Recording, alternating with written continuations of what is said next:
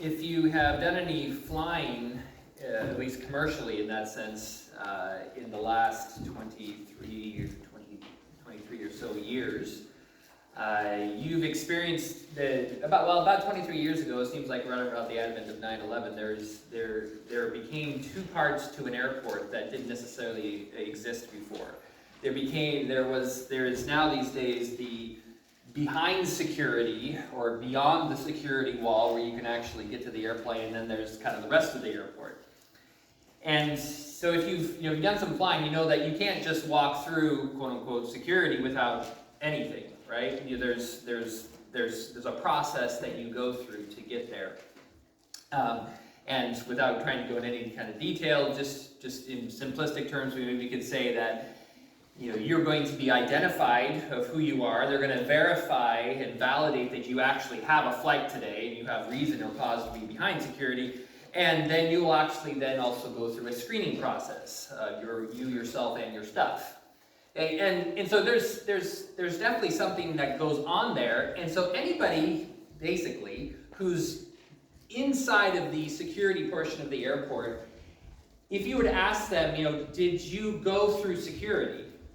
In essence, did those things happen? Were you identified? Were you validated? Were you screened? And basically, anybody who's on the other side is going to say, "Yeah, for sure, I did." Right? And different airports in different times of day and different circumstances, you may have experienced different things. I've flown out of different airports, and sometimes it's like, take the laptop out of the bag. Sometimes it's keep the laptop in the bag. Take your coat off, leave your coat on, take your belt off, leave your belt on, whatever. It seems like it varies slightly depending on where you're at and what the guys are feeling like that day. But at the end of the day, you still had to go through that process. And if you look back in your mind, you're going to say, yes, that happened. I know it did. I know that process took place. That's why I'm standing here today. Hold that thought or that picture. We'll get to that later. So a few weeks ago, we started our message with a question of, why are you here at church today? And you might remember that, so just briefly kind of catching up, because we're kind of picking up a little bit where we left off there. You remember that was kind of in the context of, sure seems like there's a lot of people who are walking away from, quote unquote, the church or their religious affiliation these days. And as we kind of watch this happen, they all have various different reasons of why they may be doing that, and it's not so much to look into all those different reasons. But as we asked that question, we kind of came back to ourselves of as we watch maybe different people leave and depart from the church in general, we might ask ourselves the question, well, why am I still here?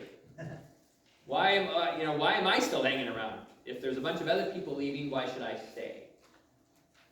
And so as we discussed that further, we considered there was possibly maybe three questions that we could ask ourselves that might be important to answer. The first one was to what or to whom am I actually holding? What am I clinging to? What is the actual thing that keeps me here? What is that entity or that person?